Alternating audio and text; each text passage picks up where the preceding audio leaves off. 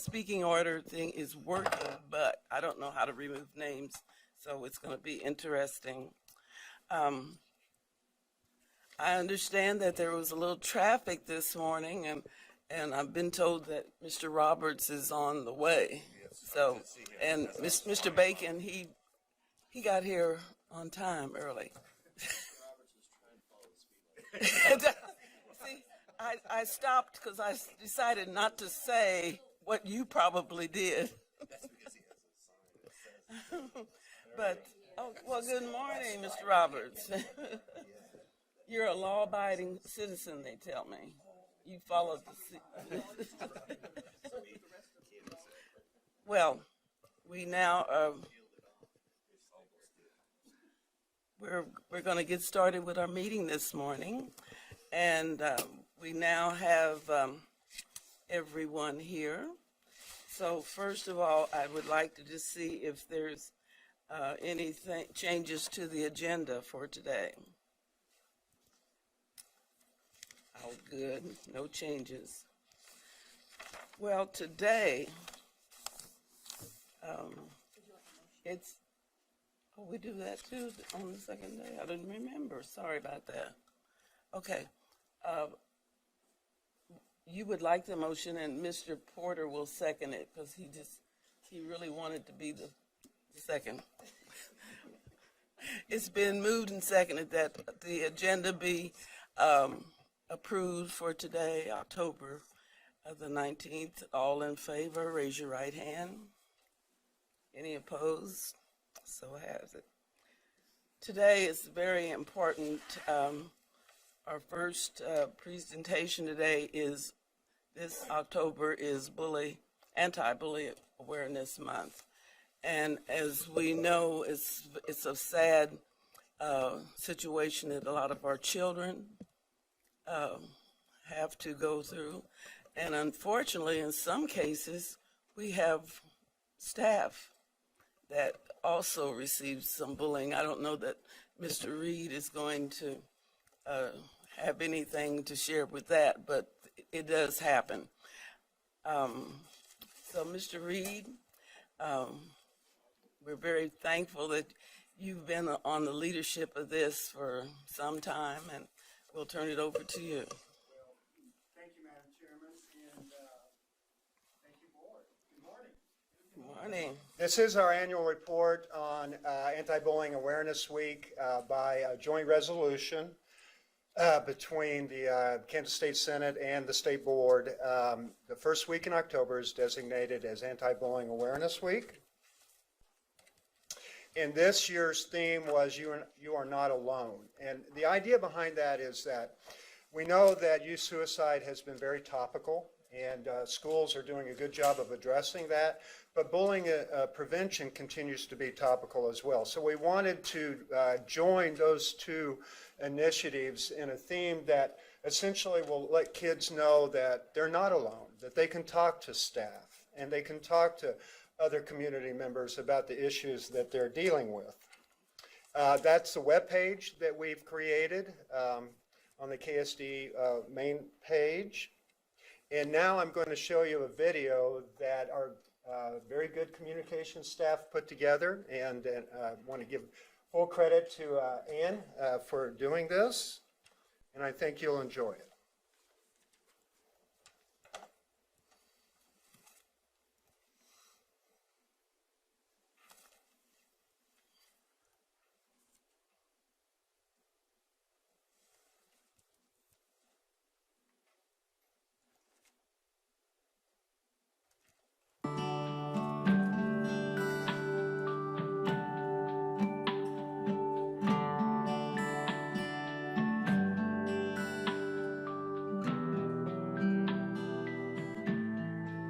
Every day, more than 160,000 children nationwide refuse to attend school for fear of being bullied. That is more than 13 million children in America being bullied each year. The result can be tragic.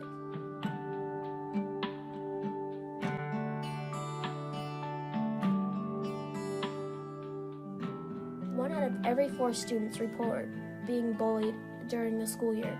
Students who experience bullying are at an increased risk of poor school judgment. sleep difficulties, anxiety, depression, and suicide. In fact, victims of bullying are up to 9 times more likely to consider suicide than people who aren't bullied.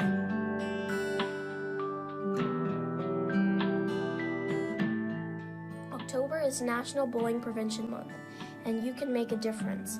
Often, victims of bullying may feel all alone, believe that no one cares. We can change that. Everyone has a voice in raising awareness about bullying. Be a friend, stand up against bullies, and report bullying when you see it happening. Remember, you are not alone.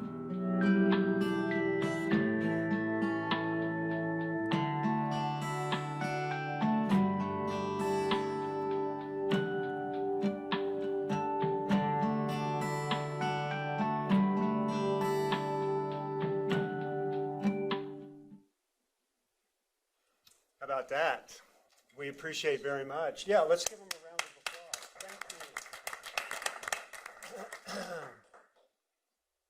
Thank you. In your kit packet that was sent out,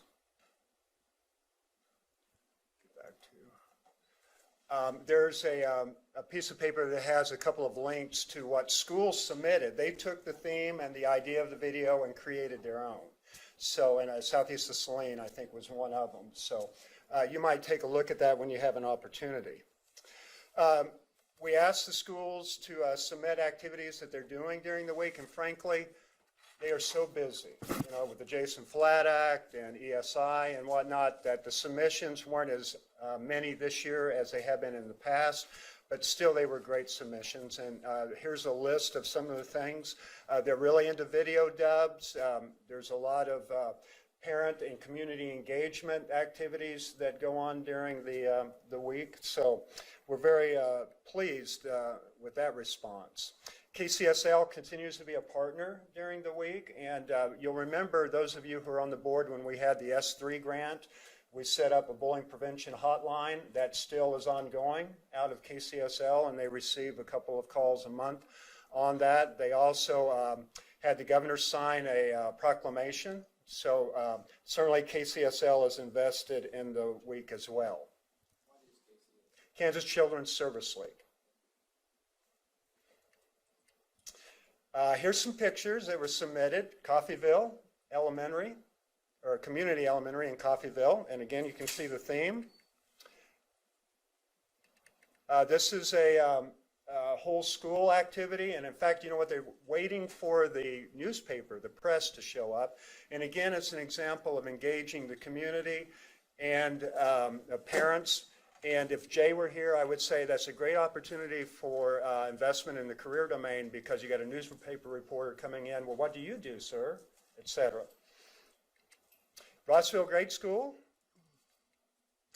Here's a list of many schools like to use theme weeks, and Clifton Clyde does that, and you can see Monday, Tuesday, Wednesday, Thursday, and Friday. Again, Clifton Clyde and some pictorials. Blue Shirt Day is universally recognized as a day of peace. Twitter and tweet. My daughter kids me about not being technologically advanced enough to do either one of those, but we do it here at the agency, and thanks again to communications.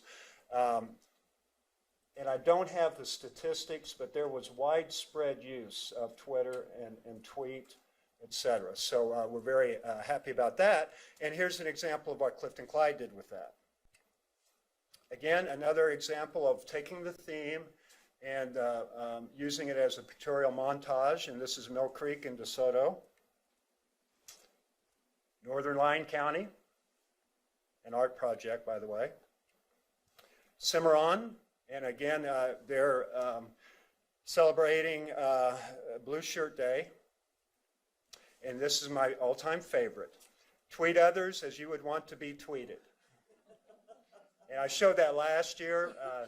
My challenge to the field for those that are listening out there is next year submit one that might be even better than that. Okay, I'd like, if it pleases the board, to give you a little update on the data. But we're still crunching the data, we're still collecting the data, and also we're at that point now where we would like to take bullying incidents, which is a risk factor, and compare it to other risk factors. factors, such as suspensions, expulsions. But more importantly, schools are so invested in protective factors, such as civic engagement, extracurricular activities. Let's see what all of that looks like together at some point. And perhaps when we're ready to talk about the board outcome in retreat, we'll be able to share that information. Okay? I showed you this last year. As you can see, this is from Candice, which is the authentication application that schools utilize to submit bullying incidents, and it's preliminary. We still have some districts that are yet to report, but as you can see, there's a trend downward relative to bullying incidents across the state, and that also correlates with what's happening nationally.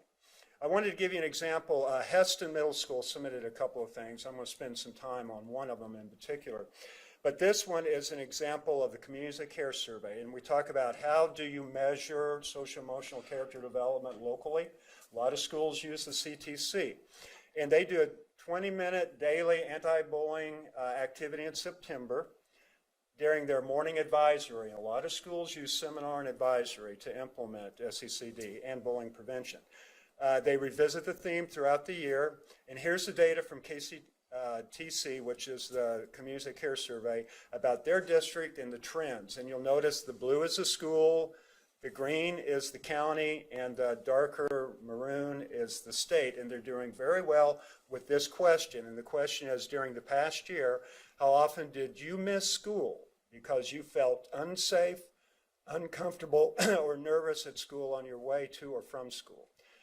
Now, for Heston, and remember, they suffered a tremendous tragedy last spring. This was a very, very important question for them to ask their kids. And you can see that the response was something that they were excited to see. This puts it even greater perspective. This is an example of measuring social emotional character development locally. It's from the Community Care Survey. It's also an example of measuring climate and culture. And more importantly for Heston, it's an example of measuring the effectiveness of their recovery plan. Remember when we talked about Jason Flack and the crisis management? One of the add-ons was a recovery plan, okay? For Heston's staff, the most important question they could ask their kids was, do you feel safe at school? And if you look at this little box, I can get the cursor on it, right here, 98.2% of their kids responded, yes, they feel safe at school. So it's a great example of those three items: social emotional character development, climate and culture, and as an indicator of the effectiveness of a recovery plan. Okay? Again, Community Care Survey data. This is 4-year, 5-year trend data, and you can see that the number of reported bullying incidents is on the decline, and that's good, and I think it is correlational with our initiative relative to social emotional character development. This is new, and I haven't had a chance to study it too much, but the Kansas Department of Aging and Disability Services partnered with Greenbush to include a depression module in the Community Care Survey. And essentially what it says that as the more times you are bullied during the week, then the greater scale on the depression there is. In other words, kids feel more depressed the more they're bullied. Now this is new, brand new, and it's a great partnership with another state agency in Greenbush. My recommendation would be we keep an eye on this and see how the data collects. But nationally, there's data that suggests there's a correlation between bullying and depression. I think credit should go to KDADS and Greenbush for trying to see what that impact is here in Kansas. Okay. The other thing is that we have a partnership with the Attorney General. We have several partnerships with the Attorney General, and one of them is gang-free. Gang-Free Kansas Awareness Week was last week, and we sent out 2 different toolkits, one in English and one in Spanish, to schools across the state of Kansas.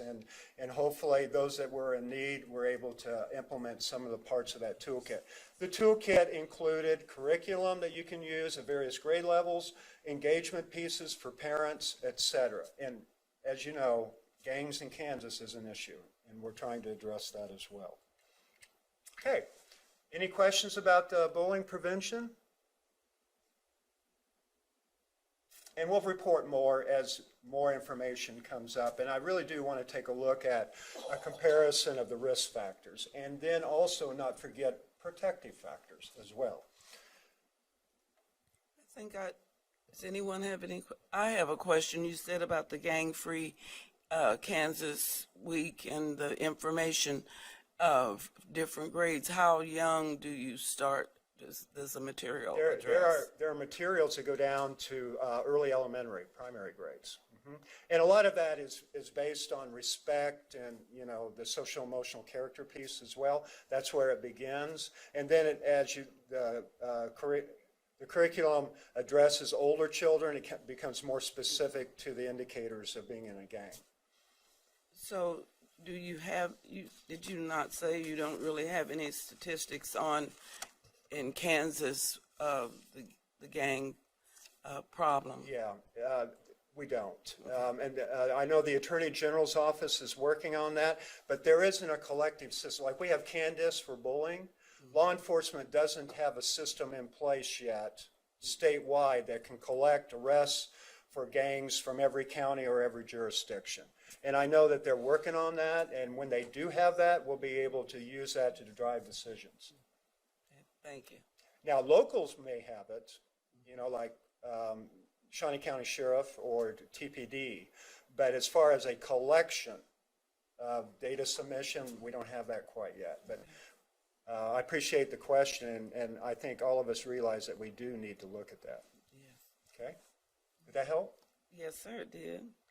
Does anyone else have any questions?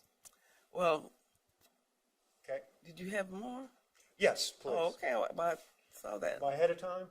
No, I was looking at that and thinking. I do have a question. Oh, okay.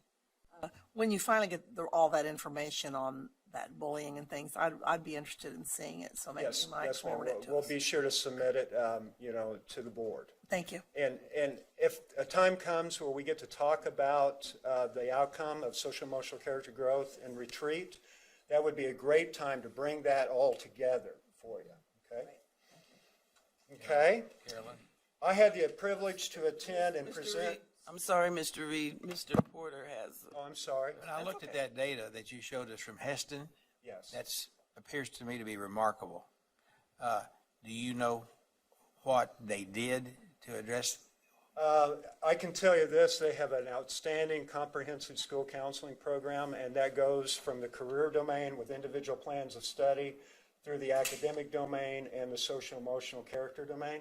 And I would invite you to invite Heston to come talk to you, because it really is a comprehensive program. They have a variety of different activities, and if you like, I can have them submit a brief and then give it to the board. But I think it's worth looking at. Yeah, well, thank you for the question. Okay? Mr. Bacon. Thank you. Do we have a common definition of bullying Yes, that we we use do. in the state? And so when these surveys are conducted, everyone understands exactly what we're talking about? Right. It comes out of KSA 728256, and that was amended as a result of the Theno versus the board court case, if you remember. And essentially, we can give you a copy of the definition, or I can read it to you if you like. Go ahead and read it. I mean, there's a lot of definitions for bullying, so I Right. was just wondering if we have.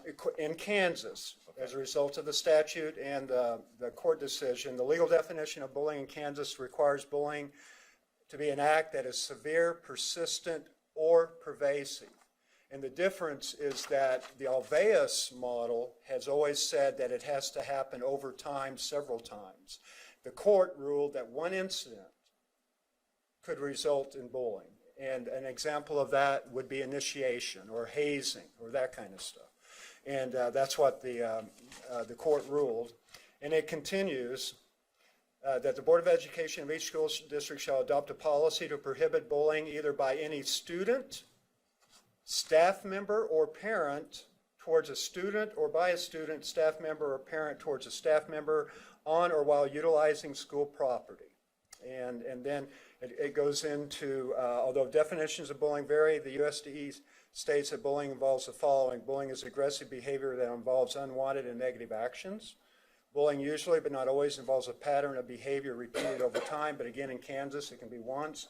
And bullying involves an imbalance of power or strength. And last year I think Dr. Ann Williford was here with me, and she gave a variety of different definitions, as you mentioned, that other jurisdictions use, but in Kansas it's that persistent, pervasive, etc. Did that help? Yeah, thank you. Okay. All right. Any other questions? Okay. I had the privilege of presenting at the National Schools of Character Forum in Washington, D.C. And I wish that you all had been there and been able to appreciate the respect and the love, really, for the work that you've done. You know, I mentioned to them that it takes two things to do what we've done here in Kansas. Number one, it takes the will. You have to have the will. And number two, it takes champions. And our state board has been champions relative to social emotional character growth. And also, we've had champions like Sue Kidd and Cindy Patton who have helped us along the way as well. But at this forum is when they announced the National Schools of Character. And once again, Kansas has three. Kiowa County Elementary in Greensburg, Lincoln Elementary in Clay Center, and Valley Center Intermediate at Valley Center. Last year, I'm going to look at Peggy. Last year, I think we had them come in and present. I believe in December, and if it's the board's wish, we can certainly try to set that up so you can see exactly what their curriculum is, okay? So we'll make a note of that and see what we can do. But it was a good time. One of the things that came across, through social emotional character growth, we've really emphasized to schools to focus on a couple of different characteristics. Resiliency, and the Heston experience is a classic example of that. Mindfulness, and mindfulness would be staying on task with a purpose. We've encouraged that. But I think it's time that we also look at empathy. And I was really, Michelle Borba, Dr. Michelle Borba was one of the keynotes, and she's written a book, and it's called The Unselfie. And I have a millennial. I don't know if any of you have millennials, but we work with millennials, and millennials are different.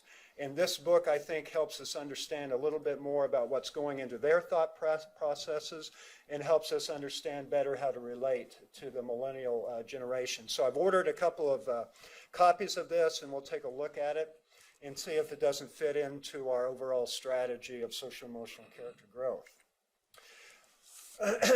We have developed two different work groups relative to social emotional character growth.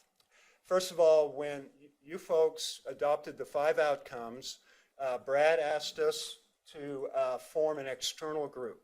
And that external group was chaired by myself and Jeanette Novo, and it comprised of higher ed, educational service centers, EXET, my team, CSAS. So it was a collection of a variety of different entities, Voice of Diversity. And the first thing that they did was a fact sheet. We did an SECD survey, and again, when we come together collective, I'll have all of that data for you. And right now, we're in the process of putting together a measuring SECD toolkit. Then about 2 months ago, the commissioner put out an all-call, said anyone who's interested or has a reason to be interested in social emotional character development, come to a meeting. And this was across the agency. Assistants, assistant directors, directors, consultants, everyone was invited. We had over 40 people show up at that meeting. And I think that really points to the interest and the commitment for social emotional character growth within this agency. And I'll defer to the commissioner at any point during this conversation, but what he said is, what I'd like you to do is really, really study adverse childhood experiences in trauma-informed schools, as well as the overall overarching theme of social emotional character development. So we did. We started out watching a viewing of the movie Paper Tigers, and USD 501 used that in their in-service to address adverse childhood experiences and trauma-informed schools. Cherie Blanchette from TASN, the Technical Assistance State Network, did a great presentation on trauma-informed and ACEs, and I'll show you some slides that she provided for us. We asked Chandra Gordon, who is a licensed social worker from the KU Med, to come over, and they have done extensive study with adverse childhood experiences. Several of us were invited down to a special screening of the sequel to Paper Tigers, which is Resiliency, and Kansas Children's Service League sponsored that, and it was good to see that. We have yet to hear from Marcia Wesselman from St. Luke's Hospital, but she is going to come and talk to us about what they're doing with ACEs and trauma. And we had a book study, Paul Tufts, Helping Children Succeed, and there was a direct correlation there. The idea was that we would study it, we would come up with some recommendations, we would take those recommendations to the external group, have the external group take a look at them, and then from there, those recommendations would go to Randy and hopefully to the board. And that would be something that we could discuss during the retreat. Okay? This is pretty important work. Are there any questions about this? Thank you. I think I have a question about, you said that the commissioner sent out a invitation, a call to everybody. Now, name again who all was involved or responded. My thought, and I'll just go ahead and say what my thought was, did any and every employee of the department feel that they were welcome to come and join this? Because you said, I thought you just said assistants, or name the people again that were there. Well, the all-call went out across the entire agency directory. Okay, so that was assistants, consultants, assistant directors, director, everybody who gets a W-2, I suppose, so to speak, was asked, invited to attend.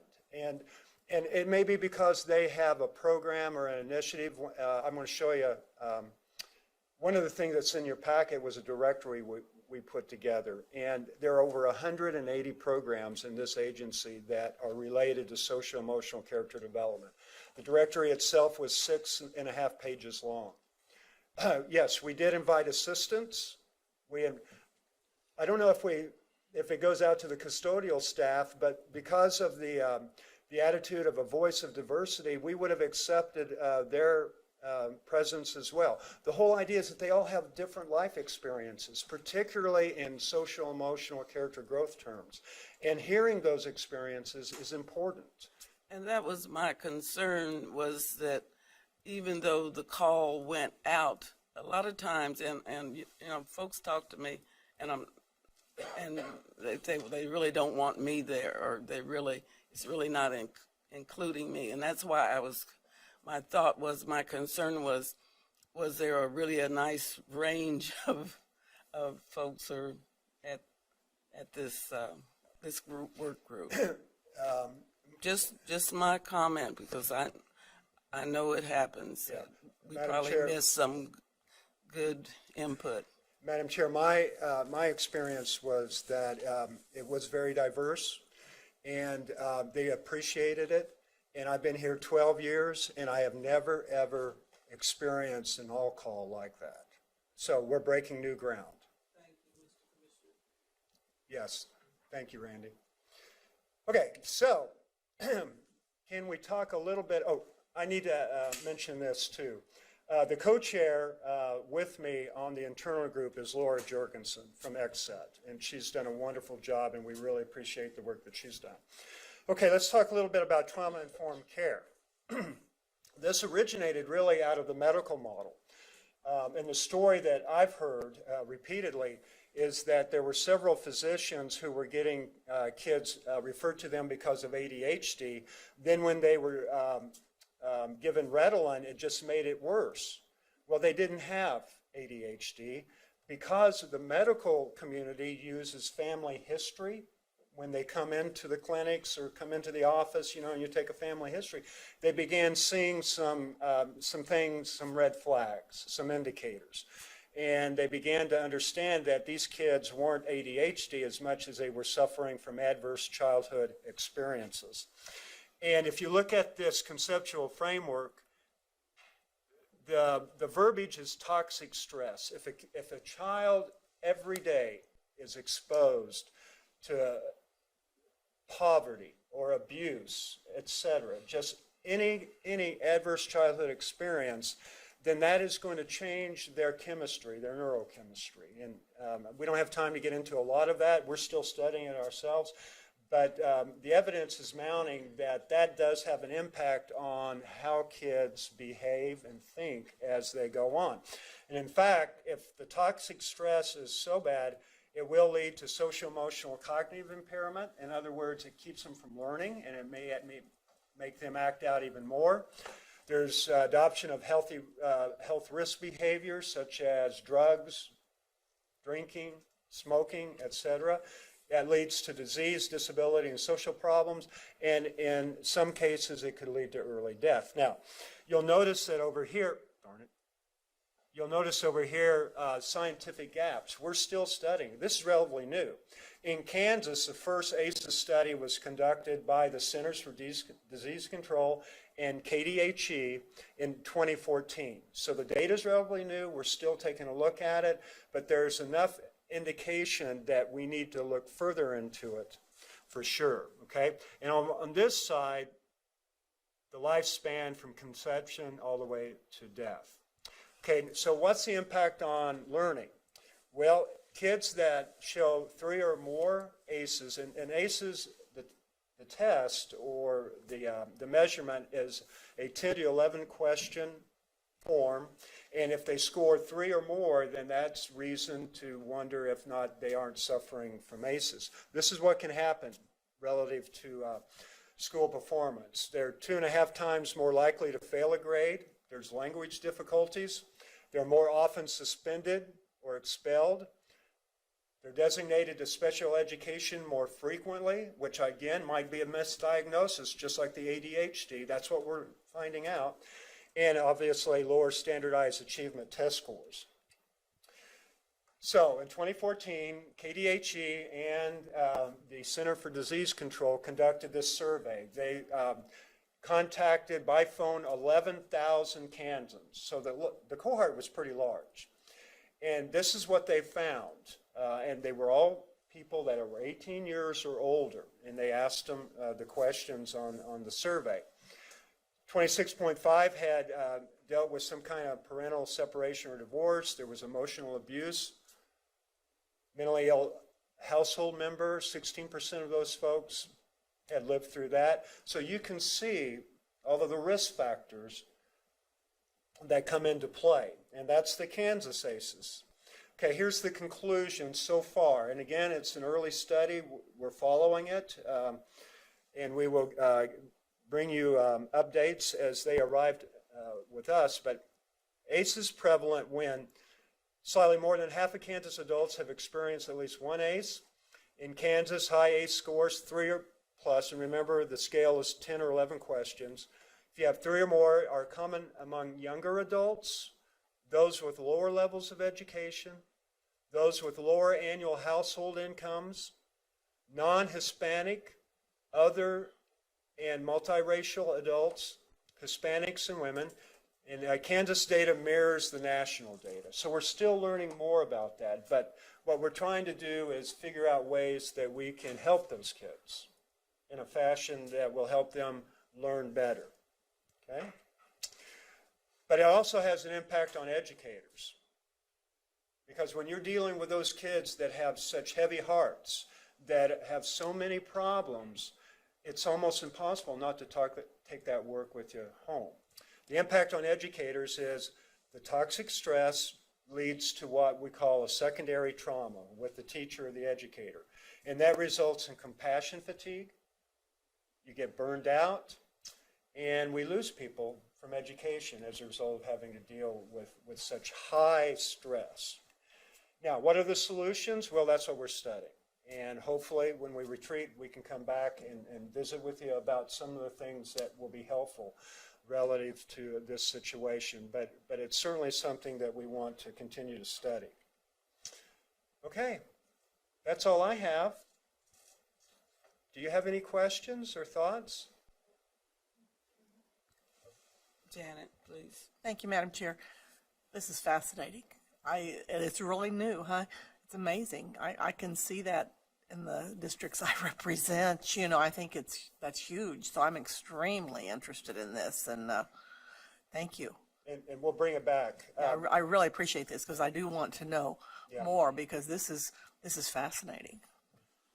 In my travels across the state, and I was telling several of you that last week I went from Holcomb all the way to Washington, D.C., and I was amazed at the common ground between Garden City and Washington, D.C. Kansas is changing as we speak, and we really need to try to do the best that we can, and I really appreciate the commissioner's leadership on this issue. We really need to keep ahead of the curve. So that I can just see so many of these things, and so, like I say, so many of the children that I represent, so this is huge. I think this is a great thing that we're coming up with solutions, hopefully, to help these children.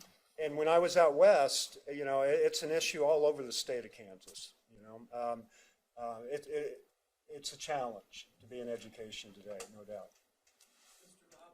Thank you.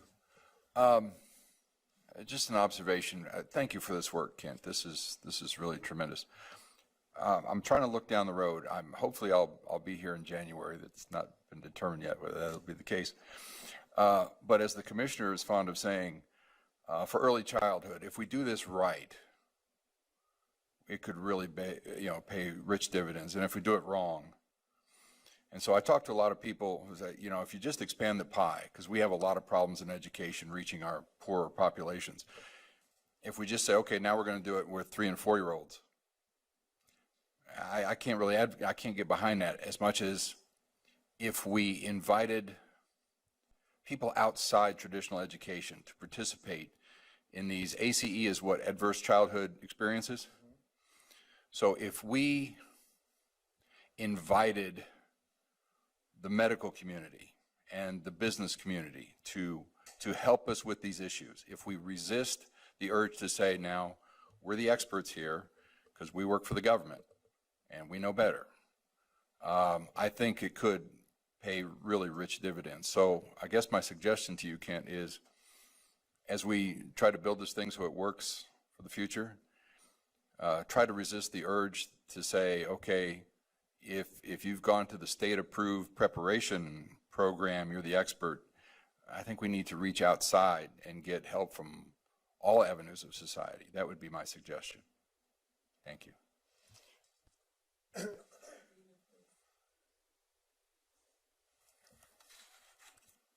So we're focusing basically on 3- and 4-year-olds?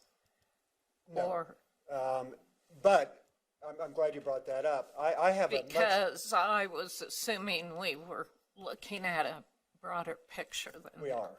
Yeah, the whole child. I also have read some books that it starts much earlier.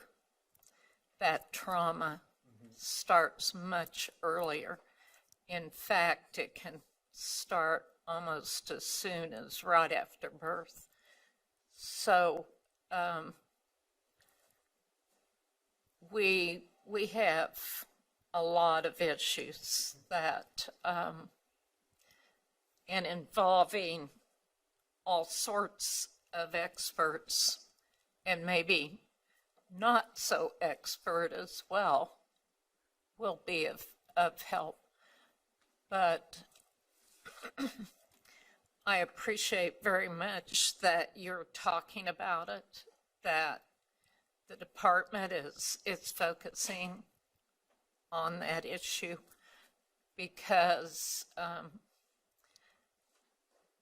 I do a lot of subbing, and I see an increasingly larger number of students who fit in those arenas that you described.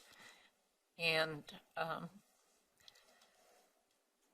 it's not that the population seems to have changed all that much, but something has happened, because we have a lot of children who I would say are on the verge of mental illness.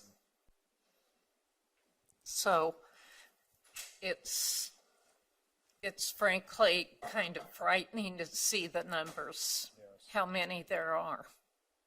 May I respond to that? A couple of things. First of all, for most of my career, I've been a secondary guy, middle school, high school. This study has given me a far greater appreciation of the work that Tammy Mitchell is doing with kindergarten readiness. And then when you look at your 5 board outcomes, every one of those outcomes can target this issue. And so again, you're leading the world, and we appreciate that so much.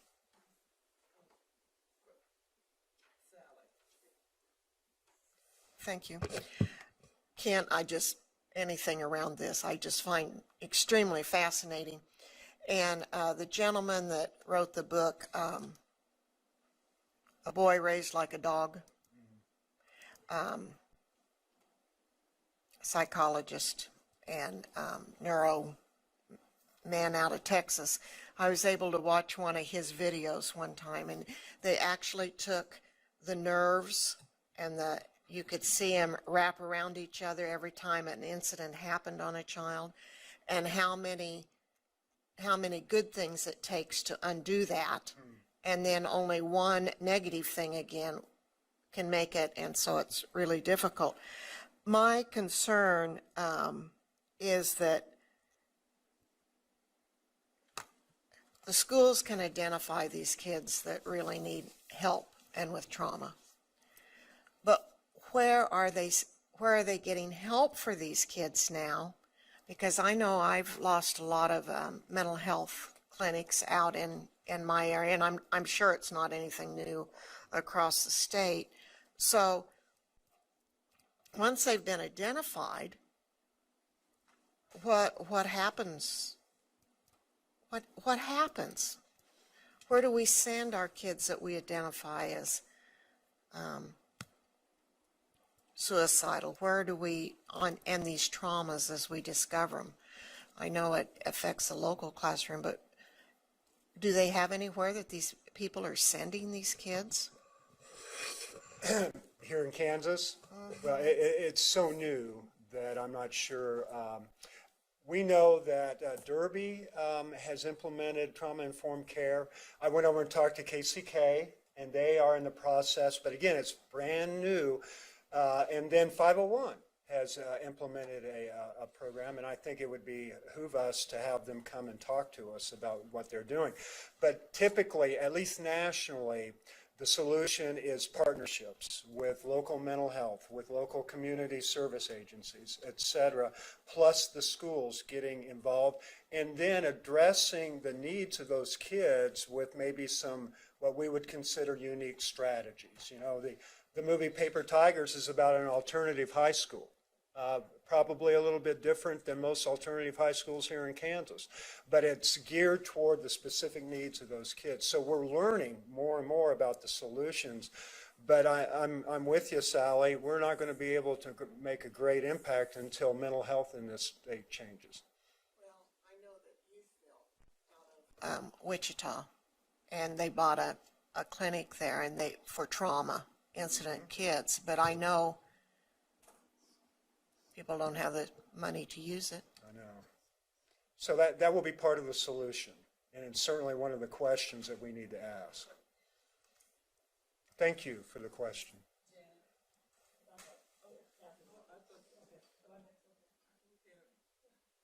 Okay, thank you. this has just brought so much to my mind. I think this is so huge. But bottom line, it's going to cost a lot of money. I mean, I'm thinking, you know, counselors, we've talked about counselors in the high school and middle schools, but my goodness, we need them desperately now in our elementary schools. And the mental health question. I mean, we're going to discuss this Senate Bill 367. And one thing I was going to bring up, and I'll just say it right now, is one of the things I learned when I attended this meeting, that 1/3 of the students in the juvenile justice system have mental illnesses. 1/3. So does that go back to this trauma? I mean, that's what I'm wondering, if that leads to, I mean, so anyway, thank you for working on this and bringing this forward. I just can't tell you. This is really important, but we are desperately going to have to work with our legislators more than ever to make sure that we have the resources, not only for new counselors, but to train our teachers, because each classroom teacher needs to be aware of what to look for and how to handle it. Thank you. Thank you. And thank you for your presentation. I'm glad to see the internal and external committee. I mean, it looks like to me, with particularly those committees, you're able to bring in some outside experts and engage some folks in the larger community, which I think will be helpful as we learn about this, and not only learn about it, but how do we work with it. I am familiar with some of the work in South Central Kansas. I've talked with some folks down there that are doing some work, and again, it's just on the very beginning edge, but some folks are beginning to have some, feel like they're having some impact. I was also glad to see the slide you put up about the educators, because last year particularly, I was in a lot of elementary schools with my other work, and you know, when you talk to the folks in those schools, they are seeing more students with higher needs than what they have previously. And it's within the last few years. So I think this work is very timely. And I think to providing resources for the schools and for the teachers and training will be very critical. So I'm really looking forward to when we spend our day or half day on this topic, and we're looking forward to the additional information you'll bring. So thank you for your work on it.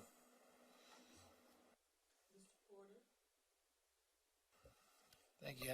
I really appreciate this whole discussion, and I intended to bring this up later under requests and future items. But for the last week, I've been, in order to have better discussions, I've been visiting with superintendents groups from co-ops. So you're visiting with 7 or 8 instead of 30. And this is a common thing. What we're talking about is a common thing. That they are seeing more and more students who have serious mental illness issues that are not only impacting, that we're not trained as educators to deal with. And so if we are going to believe our vision, there's a group of students that we're having a great deal of difficulty making sure that they are successful. And I don't know even if this is appropriate, but I would first of all like for us to have some presentations on exactly, have some of these people have the school district that are being impacted by large numbers of students. And in my case, a lot of that was related to the foster system. So that we could understand how desperately important it is for us to find some ways to partner with those people that do have the skills, the mental health skills. Let me give you an example. The school district that I was visiting with in the northern part of my district, they had 4 students who had mental illness diagnoses that they were actually sending to an outside group that cost them $35,000 a year times 4. The next year, because some people had heard that service was available, that number went from 4 to 10. And that district actually developed a program, an internal program, so that because they could do it differently, when it was going to cost them $350,000. That's not an unusual story. And so I'm jumping the gun, but as maybe at the time when we have this as a retreat, we could have people, practitioners explain to us exactly what the issues that they're facing are. And in no case, in 0 cases, is this the fault of that student. That student is our responsibility. Nobody's questioning that. That is our responsibility.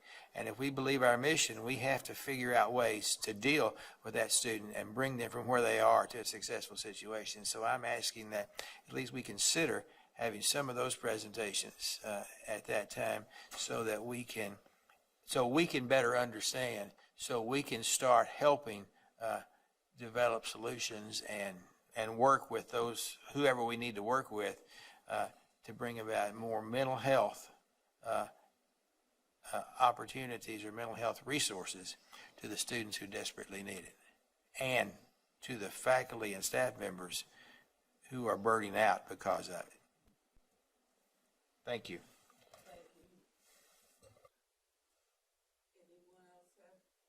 Questions or? Well, Mr. Reed, we are very thankful and proud that you lead our agency here with bullying character development. And I know for a fact that you are in the community as well as our school district. So we appreciate you and your department.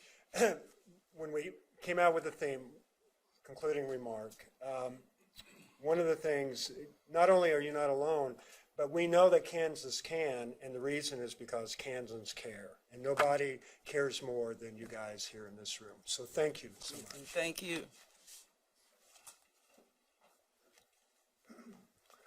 We're now ready for discussion, review the requirements for Senate Bill 367. And Mr. Dennis will be leading this discussion along with his. I like the way you say that, leading, because this bill is very complicated, encompasses a lot of things. I'll talk about the education piece, and some of the issues that you've talked about kind of relate to what we're going to talk about now. But Mr. Porter referred to foster care. We have one district, was Parsons. I think 10% of their enrollment's foster care. And another issue I might mention that plays into role in all this, and Ken will probably know about this more than I do, but we had one of the largest psychiatric residential treatment centers in Newton, three or 4 years ago? They closed. And that had quite an impact. We also, Randy, I think we're closing down the Larned State detention facility. And so the only state detention facility available now, juvenile detention facility available, I believe now, after they close, will be Topeka.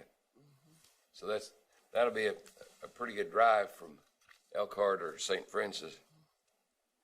We're not experts on this, and I'm not sure there is one, because there's a lot of pieces in this. But we're going to cover the part, on that deal with schools. And I have a question for you. When you get done, we get done going over some of this and having a visit and a family visit about it, I want you to think, how many dollars would you think it'd take to implement this? How much will it take to implement the bill? Okay. Great, let's do it. Here's one, and Janet's going to respond to this one. The Attorney General shall, in collaboration with the Kansas Law Enforcement Training Center and the State Board of Education, promulgate rules and regulations by January 1st, 2017, creating a skill development training for responding effectively to misconduct in school while minimizing student exposure to the juvenile justice system. Now, Janet had the honor of attending and being the state board's representative at this meeting. And I think there was a superintendent in attendance. I think it's Corey Gibson. Janet, would you want to kind of tell us about the meeting? Yes, we met and we discussed what was going to happen And quite frankly, the only thing that we kind of agreed to is that there needed to be a waiver for time for this to be done. And the superintendent or their designee and someone from the security of the district should attend, get this training on a one-time basis, and that was it. So I was frankly disappointed, because it really, but that I even called Corey afterwards and I said, is that all we did? Because I had notes, and he said, yeah, I thought maybe I missed something. And he said, no. And anyway, I was extremely disappointed, but to be fair, I talked to them at the Attorney General's office even afterwards, and they said, look, this was our only responsibility, was to come up with these rules and regs, and we're doing what was our responsibility. So to be fair, they were doing exactly as they were instructed, because I have a lot more interest in it than just the training of that superintendent or designee and the security person. It's huger, much larger than that, in my opinion, but they did what they were supposed to do, and that's all we did. So now, the training, let's talk about the training for a minute. The training, here's the things that has to be included. Not limited to, but those things must be included in the training.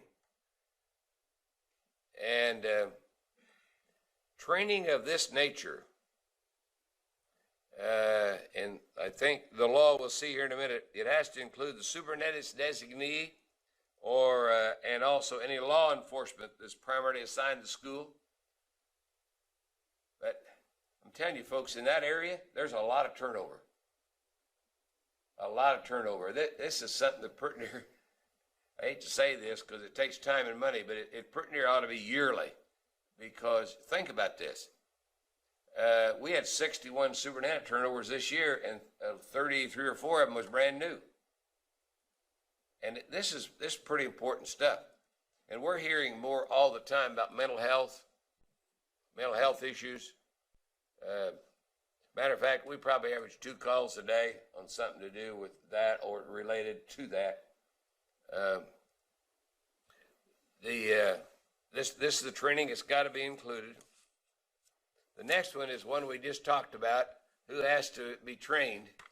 Each school district, superintendent, or superintendent's designee, and any law enforcement or primary officer primarily assigned to school.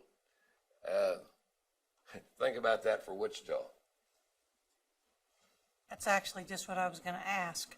So are we talking about SROs, which in Wichita are only in high schools, or in all the other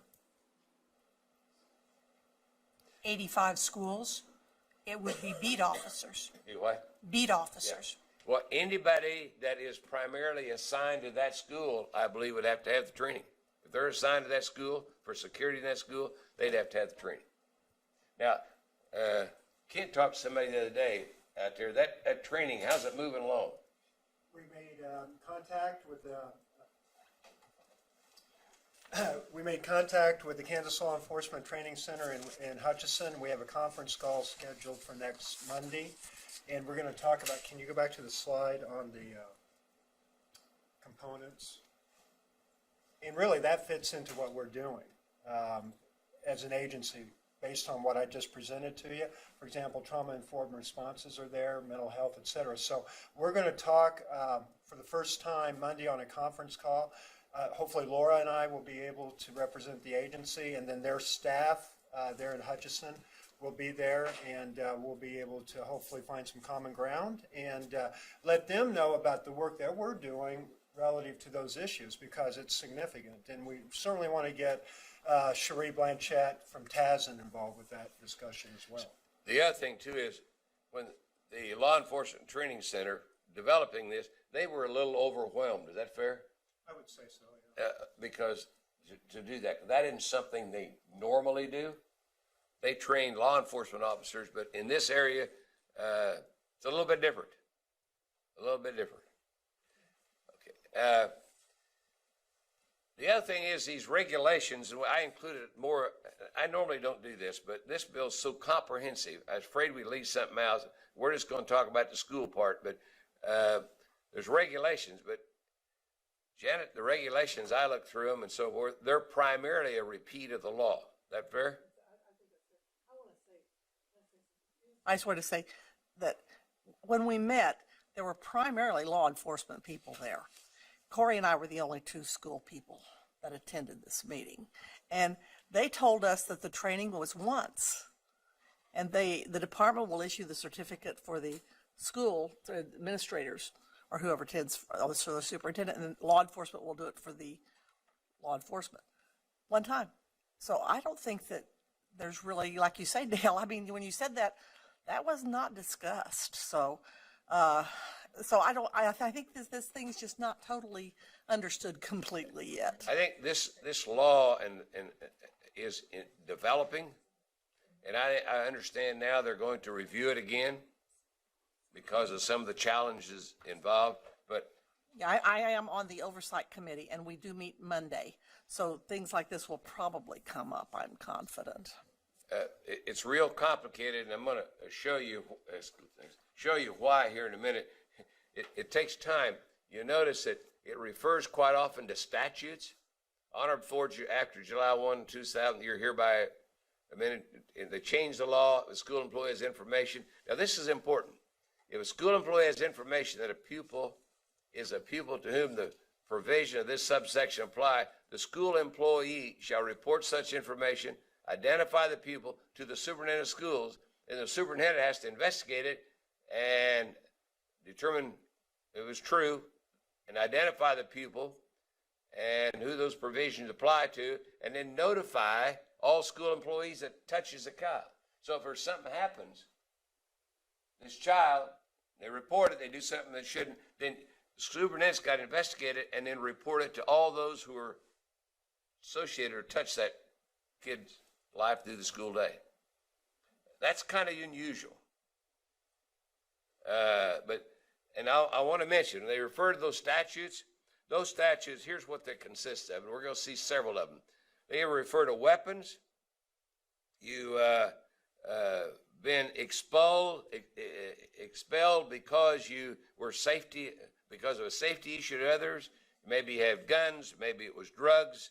And there's all kinds of different issues related that you can be expelled for, and they refer to those quite often throughout this bill. That's just one of them there. What's this? There's where they refer to them. See all those? There's 8901C, 8901. That's what all those are. We thought about giving you a definition of all those, but that has to do with weapons, guns, drugs, safety to others, etc. Okay. There's one little provision. Let me go back just a minute. The last one is kind of significant. Any pupil has been tried or convicted as an adult, and if they'd been an adult, was convicted of some kind of felony offense, and no direct threat to human life. It gets pretty detailed on those, where they apply, where they don't.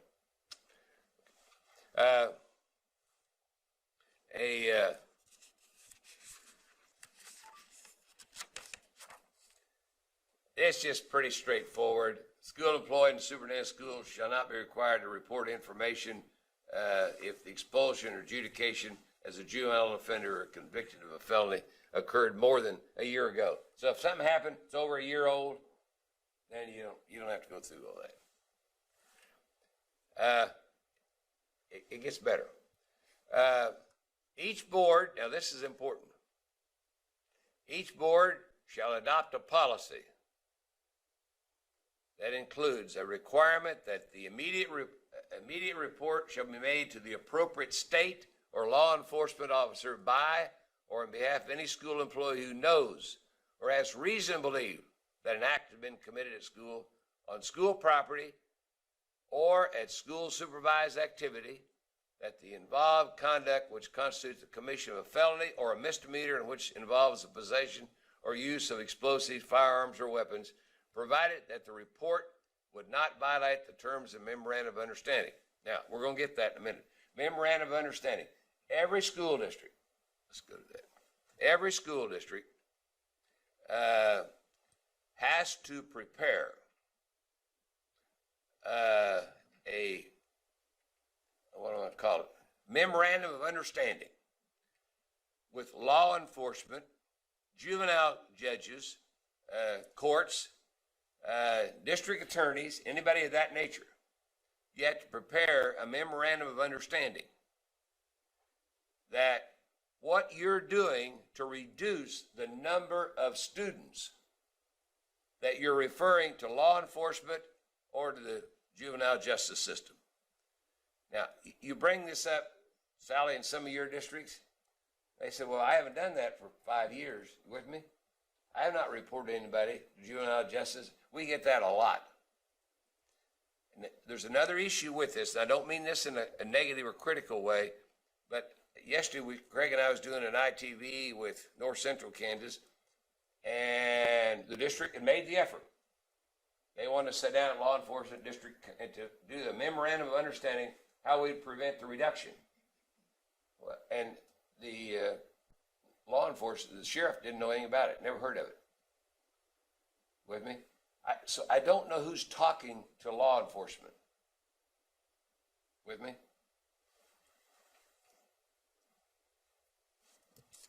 Well, at one of the last superintendent regional service centers, I think the superintendents decided that nobody was talking to law enforcement because all of them had gone to talk to different people, in the different counties. It's the first time the law enforcement had heard about it.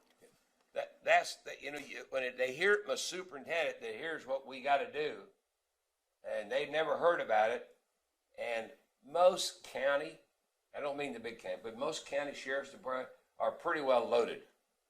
Now they got this other issue. They got to sit down and take time to do this. So, and I want to point out one more thing, and Randy's heard this more than once, but in some districts, it's much more challenging than others. Take Shawnee Mission.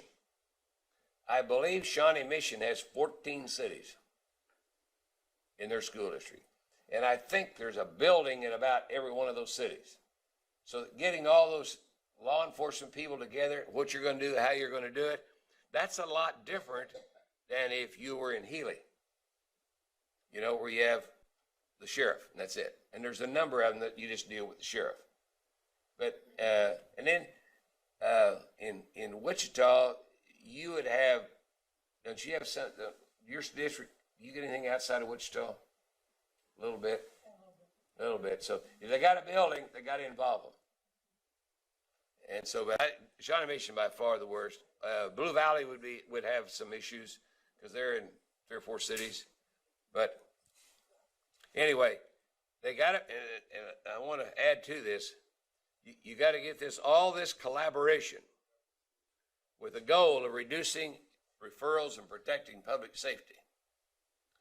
And then they send it to us. We have to summarize that. Which slide's that? I don't know. I'm getting carried away. Anyway, we have to summarize that and submit it to the Office of Judicial Administration and Department of Corrections. And for some districts, that's going to be quite a bit of work if you only got one law enforcement. But in the smaller rural counties, you'll have a city police department, Jim, your old area, you'd have city police department, then you'd have the sheriff. Then don't you have another town outside Fredonia? Okay, that would solve it.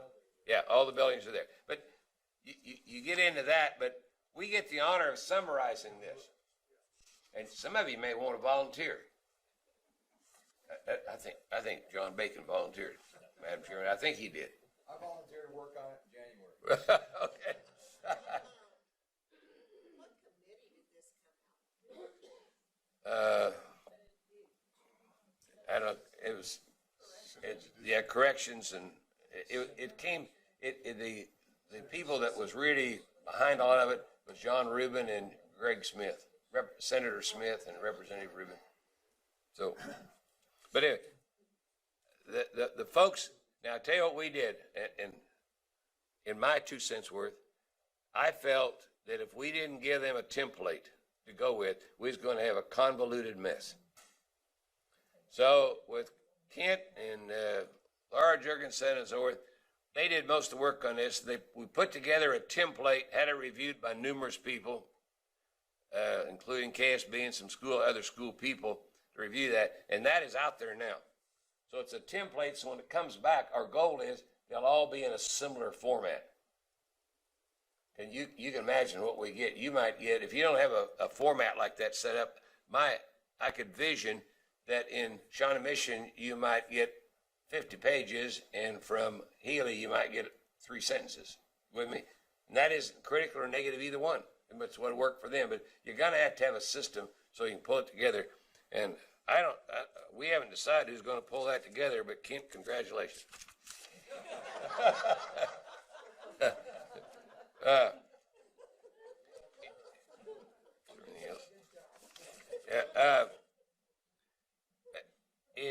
And it may be reviewed. It may be reviewed by the legislature. We have to submit those reports. And we talked about this quite a bit at budget workshops.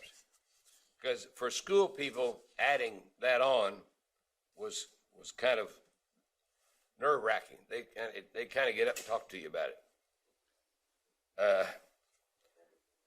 Particularly in the rural areas where they haven't reported anybody for. I had one yesterday over that Washington County. They said, some superintendent said he hadn't reported anybody to either group for since he'd been there. And was it 3 years, 5 years? 5 years. He hadn't reported anybody. But they got to go through the process, and we do too. And anyway, where are we at, Craig? Where do you want to be?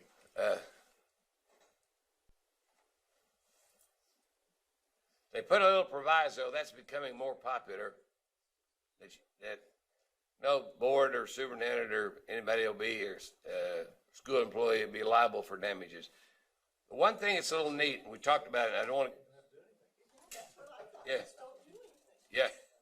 But the other thing is, it's unusual a little bit that you put in statute that if a kid does something they shouldn't, that you tell everybody that touches that kid's life.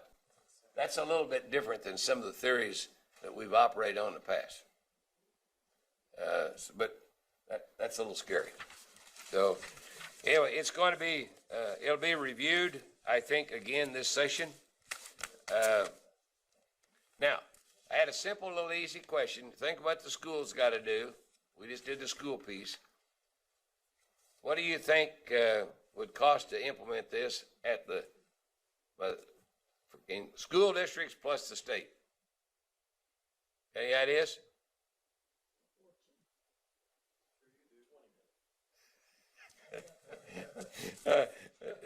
John, you know what we got, don't you?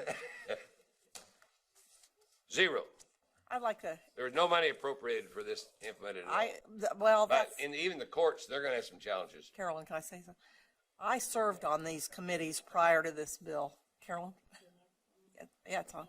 Thank you. I'm sorry. I served on this committee, and there were superintendents, there were school board members, teachers association, everybody was there. One thing we stressed, and everyone did it, every single person that was on this committee, is they were going to release these low-risk offenders. Because, frankly, I've got data that they gave us on all this about how putting a low-risk offender in juvie makes them high-risk offenders. I mean, it just contributes to them.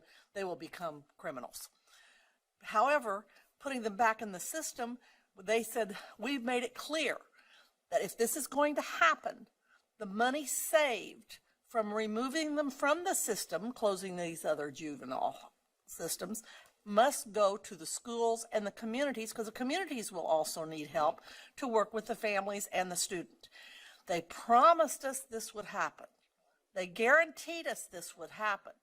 I attended a meeting last week in Kansas City regarding this. I've got all the information here, and they talked about how this money was going back to communities, and it was only like about $5,000 or $6,000 million, which I mean doesn't seems like, but they got to be saved. I heard they were going to save $65 million from closing them. But anyway, I asked the question I said, what about schools? We were promised that if these go back to, because this is going to cost our schools money. You know, I mean, they're going to have more well, you know. And they said, well, schools have their own funding system. Bottom line, schools aren't going to get nothing. Zero. And anyway, I told Senator Petty that. And she's serving on this oversight. She said, we will discuss it. So we'll see. The other piece right now, talk to any of your school people, the guidance counselors and social workers, those that work directly or indirectly with mental health, they're up to here. There's not enough to go. Yeah, I got corrected on that yesterday. It's up here, but there's not enough room. What do we got? One counselor for every 400 on the average of the high school level. Ken, am I right? The two pieces of data that I've seen is 1 to 400, or ASCA says 1 to 450, and the superintendent of USD 501 said that their ratio was 1 to 500 in Topeka. Well, you're in the 400 range up to 500, but they're really stressed the hill. And a lot of times what schools will do, now Mr. Porter wouldn't do this, but the counselor sometimes was assigned other duties. Assessments, you go down the list. Pardon? Scheduling, yeah. And they don't have the time to do this, but I tell you what, if we don't take care of them, provide them mental health and guidance early on, we'll pay for it big time later on. The earlier you solve that, and I think it's true that if you could help somebody locally, you're way better off. Maybe not like, but you're going to have to give them some support systems, or it won't work. So, but schools are pretty stressed about all this. That's and why I brought particularly this they go up, to law because enforcement, and they said never heard of it. I understand the rationale, but the implementation, we need help. And I guess that's my concern. You know, I understand why they're doing this, but I think we also need to make sure we can serve them. So that's my concern. This is the school piece. There's other pages, it's 72 pages long, and so there's other committees working, but they tell us it's going to be reviewed again, but that don't necessarily mean there'll be any resources behind it in the area of counseling or mental health. They don't mean that at all. They'll just review the bill itself. So, any other questions? Good. Yeah, Jim. Not a question, a statement. This bill and other things that affect schools cause me to believe that it is even more important for us to aggressively reach out and build relationships with the legislators, especially the new legislators, so that we are welcome and respected at the table and are a vital part when decisions are being made. Let me go back and talk about ESI.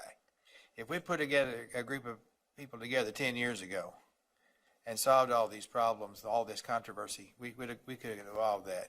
You know, if we build those relationships, because I think everything's based on relationships, so that we can work, and we're not adversaries, but we are vital partners, especially when anything comes up relating to education.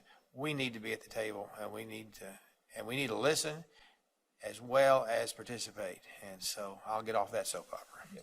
Well, this one, you talk to most any school folks, they will, their challenges has to do with guidance, counseling, and mental health issues.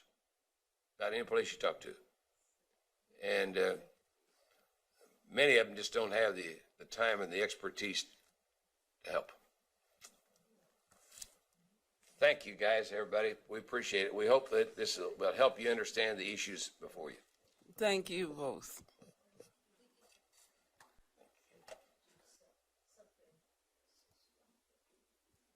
I was just asked for a break.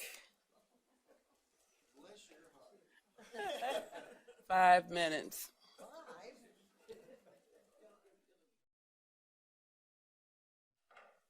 We are ready to reconvene. At this point, we're ready for reports. Mr. Ferguson.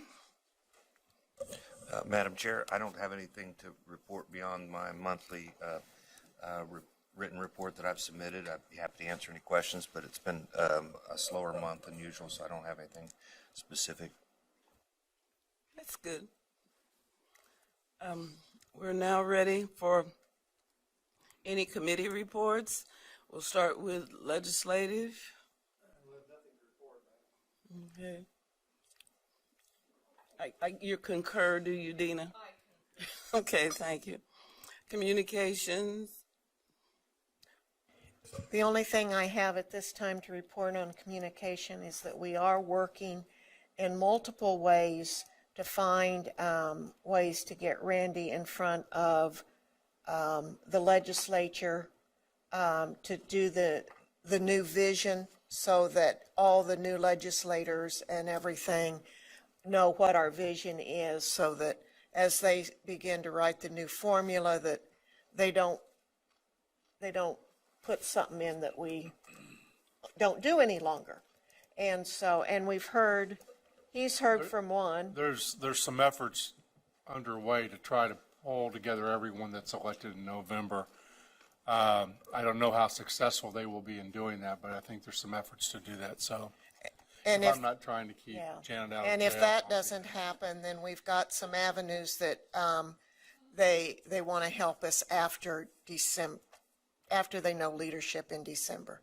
And so it's a project in motion, Madam Chairman. That's Thank it. you. Ms. Dina?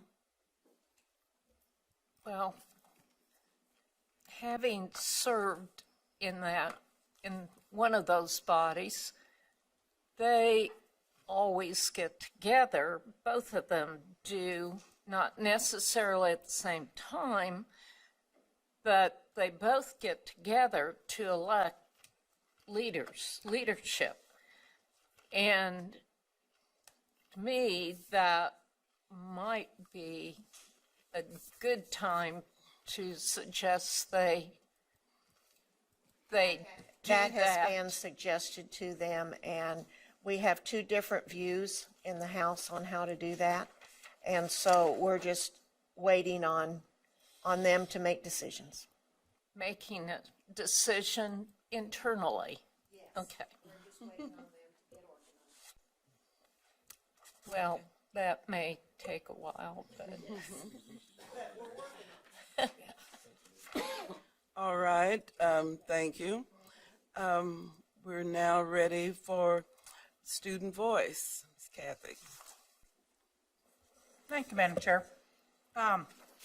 In your packets is a summary sheet that Peggy put together for us when Carolyn and I went to talk to the group from KSDE.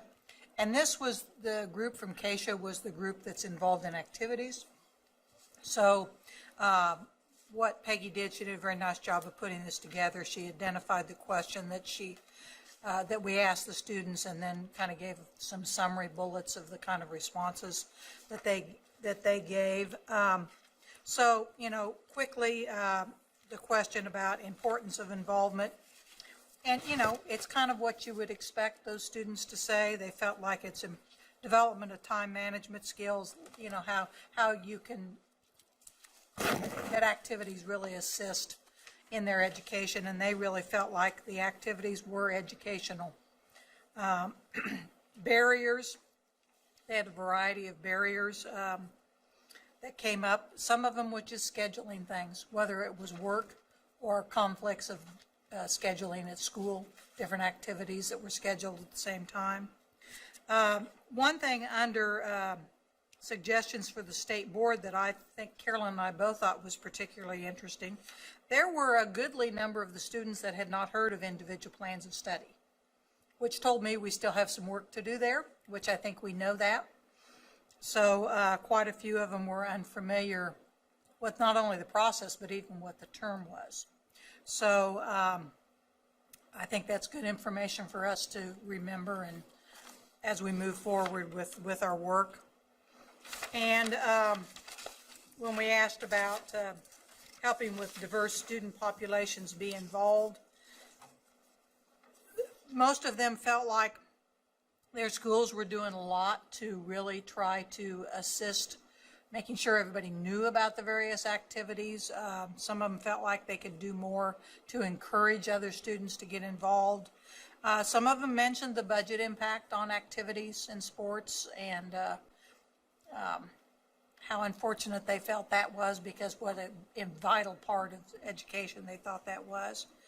And then the civic engagement piece was really interesting. I've alluded to this a couple of times, but they really were very interested in community service. Lots of conversation about community service, and they felt like it was easier to get involved as a group initially, and then maybe individual students would be comfortable doing some of that on their own. But every one of them thought that community service was very valuable. One of them even went to the extent that thought that we should have it as a graduation requirement. So interesting feedback on that. And then as far as general questions, they were kind of interested in the assessments. They were interested when we talked about the fact, well, there should be less assessments coming up, and so they were interested in that and hoping to see that. So it was a good group to visit with. We talked with them for about 30 minutes, and they had a lot of feedback for us. The next group were scheduled to do the career student groups in January, so we'll go see those, and I think that's something that's open-ended for, well, we all meet with them anyway, but I think we're going to plan a time after that we can visit with them also. So, Carolyn, did you have anything else to add to that conversation? Only that I went in that morning and sat in, and it just makes you feel great to see and to listen to our young people, that our future is in good hands. But I would just recommend, if any of you know of other student groups, I like the idea of an already established group because we don't have to create a group ourselves, but if there's student groups, I just suggest to let us know, or maybe in your communities, if there's student groups that meet, some of them have student groups, Peggy can send you the list of questions. You could use the same questions when you go talk to student groups, and then bring that information. I think the more feedback we get from students, I think that's a very good thing. So it's been informative so far, so I appreciate bringing that back to the board. And I want to thank, Peggy for coming and taking the notes for us. And I appreciated that. Yes, ma'am.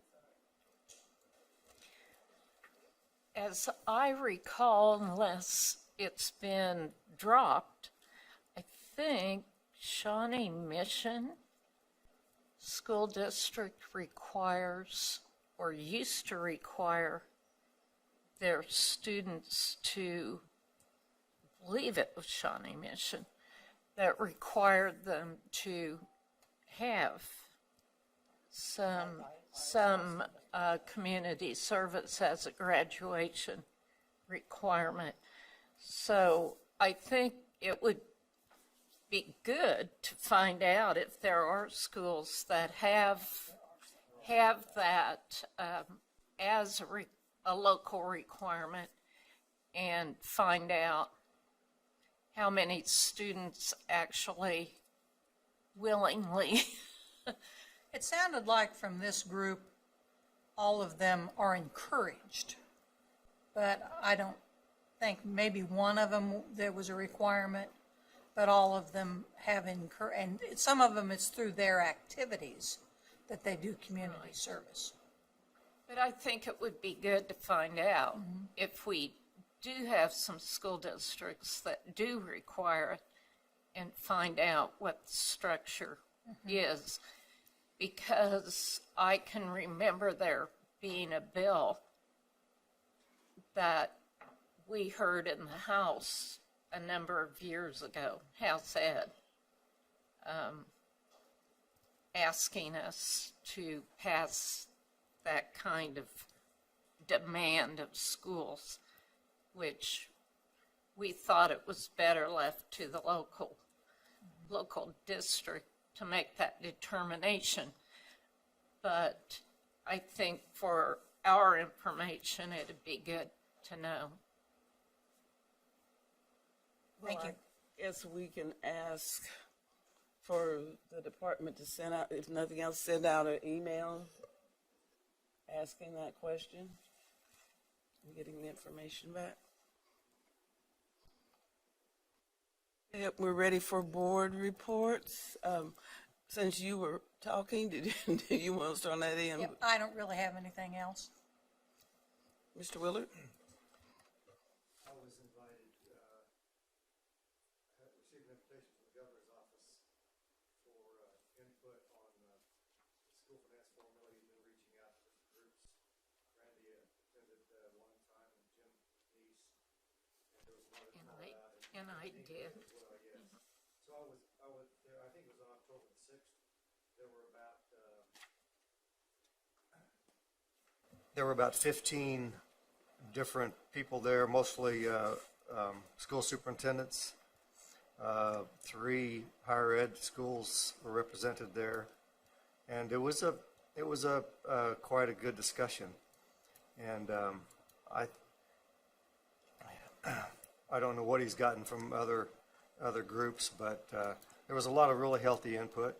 And by one gentleman who spoke to me afterwards, a good deal of increased respect for the governor's sincerity in trying to get input from practitioners into this idea, into this decision that has to be made. I think that's about the only thing I have to report, but I was just glad that I was able to go this time. And there's a lot of work going on, and I know that there are going to be some, after the elections, there are going to be some hard copy proposals that are going to be seen. They're just being held right now until that time. So it'll be interesting to see how that develops.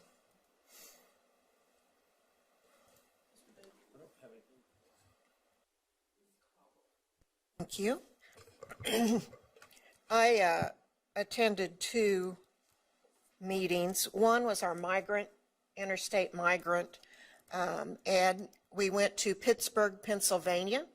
If you have not been to Pittsburgh, Pennsylvania, I encourage you to travel there. They have taken the steel mills, and it's a very clean area right now, and they have a little downtown area just like what they've tried to do in Kansas City, Oklahoma City, the brick area that they've done. It's cute. It was an interesting meeting because Pennsylvania is very proud of Pennsylvania, and spent most of the time telling us how proud they are of Pennsylvania in their migrant work. And it was a little difficult on Kansas to sit there because Kansas is doing the same thing and in some areas doing better. But Pennsylvania is a state that one of their leaders was the initiator of migrant education in the Title I field. And so they have a lot of history with migrant. And I would say that what I got out of that meeting is that we are so thankful, and so it's so great to have Doug Boleen as our head of that. But the one thing that I really picked up, you know how we're lacking teachers, and we know that fields have we lack migrant workers in the United States. And it has become such a problem that we are no longer producing the amount of fresh vegetables and fruits that we used to, and we are having to have them imported in. It's not that we don't have the land, it's not that we don't have the crops, but we have no one to pick them. And so the farmers are cutting back on what they're growing, and now we import more than we export, or even grow our own, which I thought was an interesting economic development thing. The second thing I attended, I have referred to all meeting, was the KU Economic Policy Summit that they had, in which I served on a panel, and they had asked healthcare education, and the executive director of the county elected officials. And throughout the whole thing, what really came about was three issues. One, mental health that we've talked about is a problem in the state of Kansas. The second one is the lack of Medicaid money to service who all we need to service that affects schools, communities, and healthcare providers.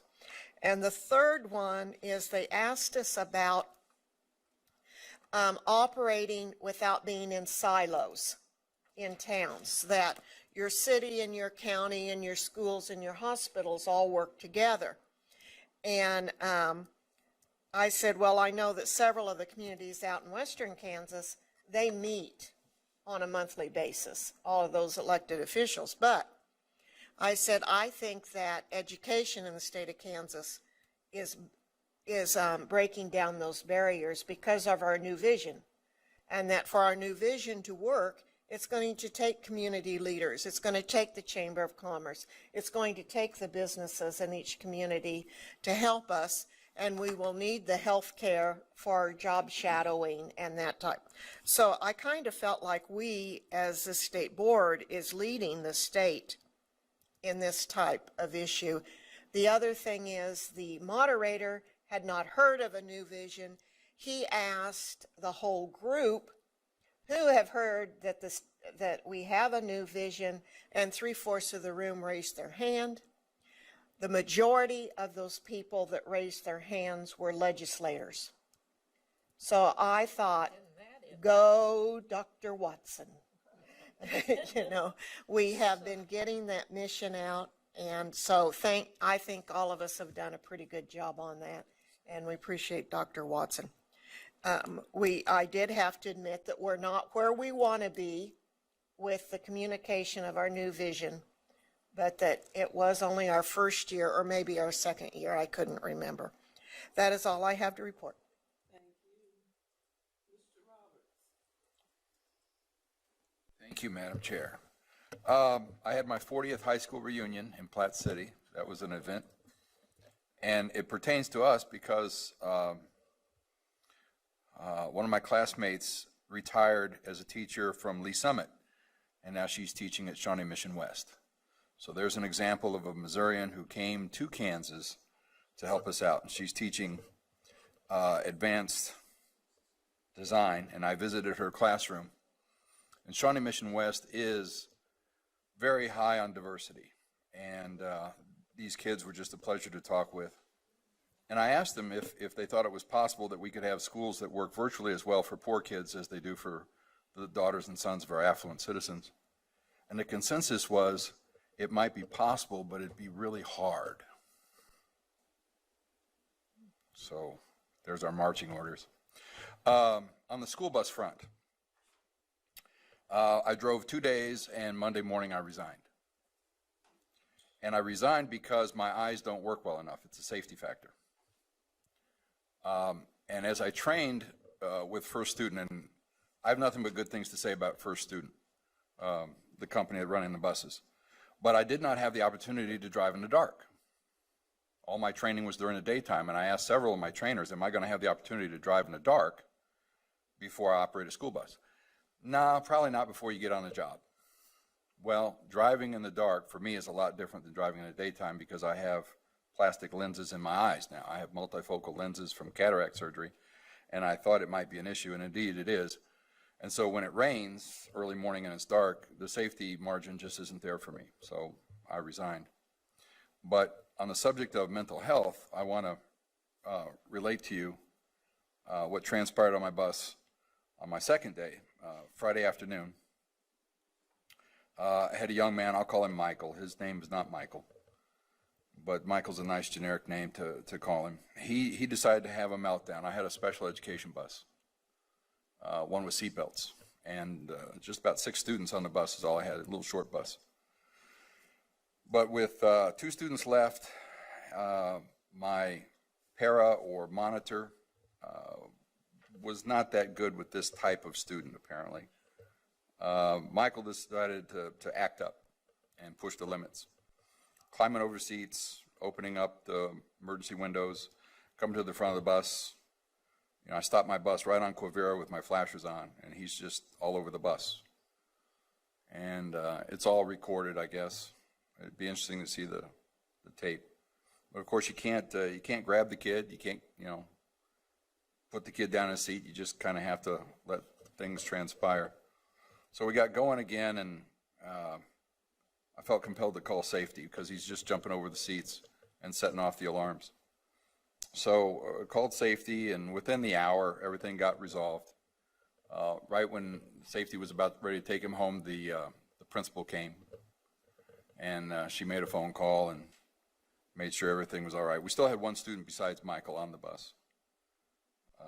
So I was grateful that nobody got hurt, and that was the number one thing. I had to keep my hand on the handle. A lot of modern buses, you just flip a switch, but this was, you still had the handle you actually reach and open the door. And so Michael's going to try to push his way out the door. And so I spent most of my concentration holding the door shut and praying that he wouldn't go out a window, run away or something. Anyway, I felt sort of like undercover boss when the principal was there. I'm in the driver's seat with my safety vest on. And I said, "You work for Jim Henson, don't you?" "Well, yeah, I guess I do." I said, "Well, Jim works for me." I pulled out a campaign card, you know, running for State Board of Education. You could have kind of knocked her over with a feather. I felt like undercover boss. The good news is nobody got hurt. The good news is we have systems in place. The good news is we're willing to spend the extra money to help these kids. We have difficult decisions about deciding who we serve, kids who want an education or kids who are just there because there's nowhere else to go. And there are serious discussions that we need to have in the coming years. I hope I can be a part of it. The other thing was, I helped a teacher in Shawnee Mission keep her job. I got an email about 3 weeks ago from a gentleman I knew from political circles. His wife was a math teacher, and she only submitted her paperwork for certification for licensure 1 week ahead of the deadline. And because that wasn't enough time in front of the deadline, there was a deadline, she would be dismissed. She would be terminated from her job. So I met her. I had only known the husband. I met the teacher. I observed her class, made sure she was good, made sure that there was not some skeleton in the closet or something. Then I talked to her principal. I said, "Would you like to retain this teacher?" "Absolutely, she's a terrific teacher." "Okay, that's good enough for me." So I went to Shawnee Mission Human Resources, and I talked to a mid-level manager who said his hands were tied. She was going to have to be terminated. It's just all there is to it. That's the rules. Okay. So I made a phone call to Susan Helbert, explained the situation, and I said, that's about all I can do, because this is not a matter for the state board. State board members can't get involved in these sorts of things, but here's a chance to keep a teacher on the job who was doing a good job. Well, the last I heard was she was going to be terminated, and I sent an email of condolence saying, "I think you've been wronged, and I wish I could do more for you, but this isn't the way it's supposed to work." Well, I got one more email right before the deadline. Apparently Jim Henson decided to step up and say she's not going to be terminated. I don't know that it was Jim's call. I'm assuming facts, not in evidence. But that's the sort of thing that happens with our system of so many rules. I mean, here was a teacher on the job for 26 years. She just didn't get her paperwork in early enough ahead of the deadline, and somebody felt she had to be terminated. So as we work on these things together, and I hope I can be with you more than 2 more meetings, work on these issues, because there's plenty of work to do, from mental health to licensure. So it's been my pleasure to be part of this, and thanks for listening. And one more thing. Gail, the teacher who retired from Lee Summit, she's going to marry one of my classmates, Doug, and they want me to be the celebrant.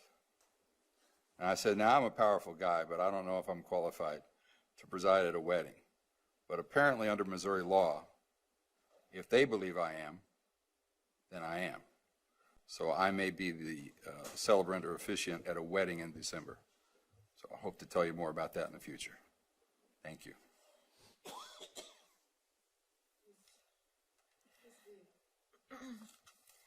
Well, I visited Riley County, got the opportunity to listen to a lot of things they were doing with their staff development.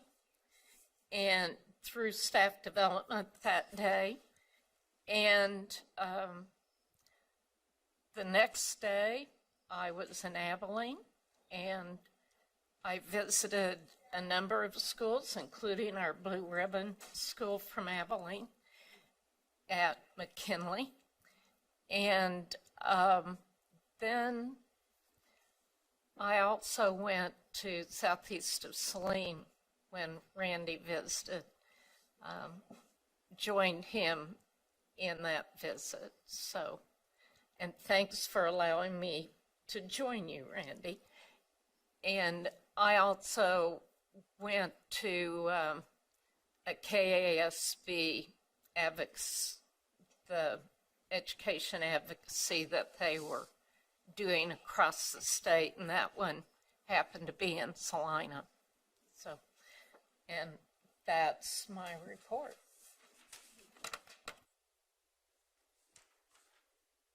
I want to extend Dina's report for just a second, because what she didn't tell you is that we also were at the statewide art conference, where she was honored as the outstanding retired art person in the state of Kansas, and she was humble enough not to bring that up, but I wanted to make sure you knew that. Yeah, it was a very, very, very good. Was it a surprise, or did they bore you?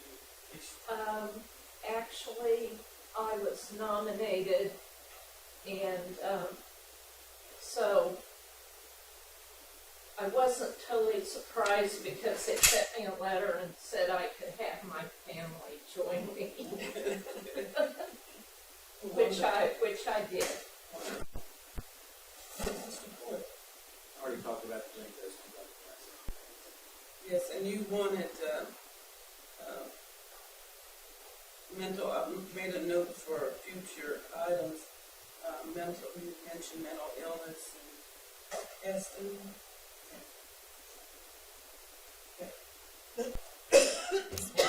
Thank you, Madam Chair. I did attend a meeting for two KCs. You guys appointed me to two KCs. One is Kansas Council for Economic Education, and the other is Kansas Association for Conservation and Environmental Education. They're great groups.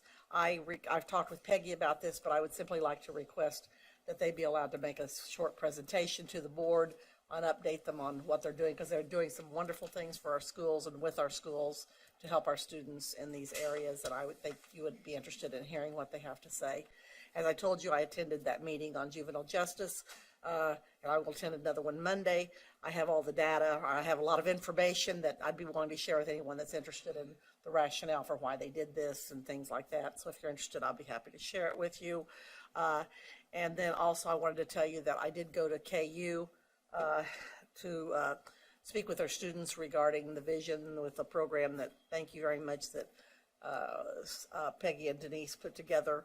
And I really enjoy speaking to these students. It's really great. I mean, Carolyn and I did it before, and next week I'm going to Donnelly. So I really encourage you to speak to your schools that call them if they haven't called you, because they really are interested in, and the kids are really interested. And I got lots of good questions that I always throw at Randy. Randy loves to hear from me because I'm constantly saying, what's going on?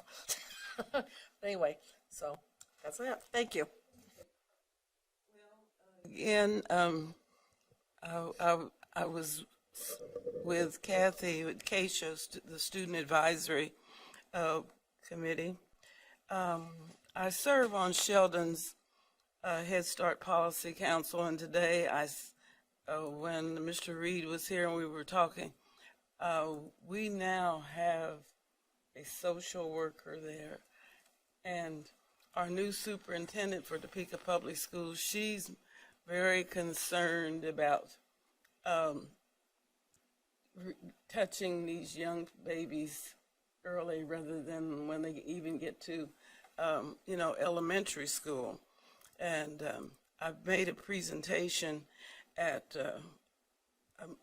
12th Annual Minority Scholarship Workshop. And I'm sharing this only because I was there 12 years ago, and as long as we can do it, we started out as a minority workshop because the one school that I graduated from was not very welcoming with the children of color in the counseling department. We opened it up to everybody, but this is how we had started our focus. But this past Saturday, I visited with the parents, and one of the parents works out at the Juvenile Justice Correctional Facility. And his concern that he shared with me was that Larned was closing, and they were going to receive these young children with mental illness, and he was concerned about the safety of the young people that are there. And so today, when we were having that presentation, I thought this is really something serious that we really, and I've been very concerned about it since Janet encouraged us last year, to visit these facilities, because a lot of the young people there, you just know they made a terrible mistake and they're paying for it. Intelligent, nice, young, especially I visited with some of the young men, and we went back to the graduation. So I'm very much concerned about the closing of Yarnett and the safety that our children are going to, have or receive. So that's about all that I have to report for my activities. I'm now ready for anybody would like to request future agenda items other than Peggy Heston School District. Then the graduation requirement, sending out I don't know, Dr. Watson, sending out an email or something to see what schools, what they're requiring. And I know one was KC, are they both the same? Two cases, in economic and in environmental ed. Oh, okay. Okay. That put those on for future agenda item. Does anybody else have anything that they would like to request? Okay.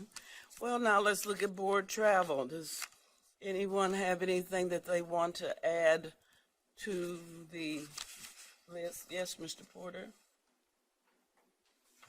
On our approved list for the 27th, can you add salary to the 27th of October?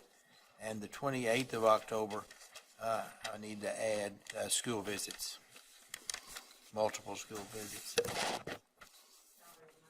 Just mileage that day. Be through by noon. And anybody else have anything? I would like to request the Kelly Trauma Conference, which Dr. Dahl said was November the 15th and 16th.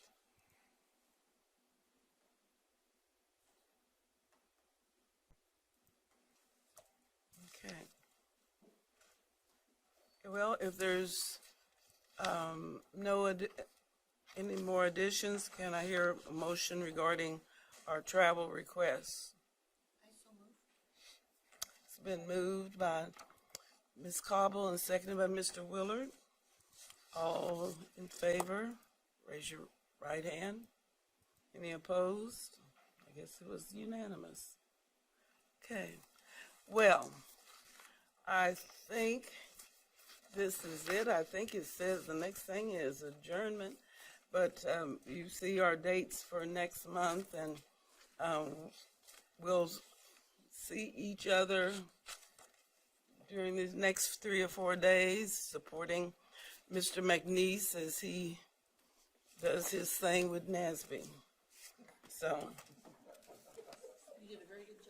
Oh, thank you.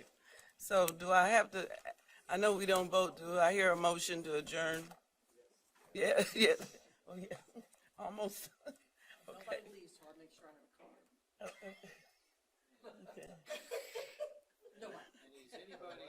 Okay, we are adjourned. Hey, I got an attorney here. You can get me out of jail, can't you? Well, it depends on what you get jail for.